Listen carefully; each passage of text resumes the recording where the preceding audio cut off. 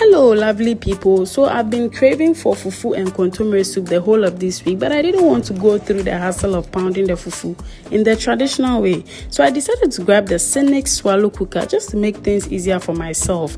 You know I can't come and kill myself. Life is already too hard sometimes. I beg. As you can see, I'm pouring in my already peeled and chopped cassava and plantain into the Syinix swallow cooker. I'm going to go ahead and add in some water using their measuring cup.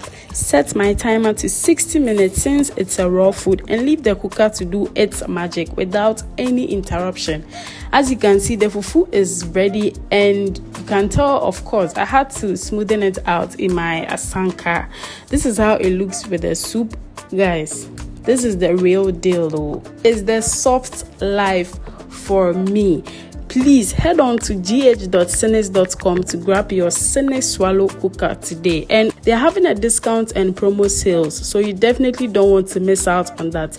Please, let me go and enjoy my fufu in peace. You are not invited. Bye.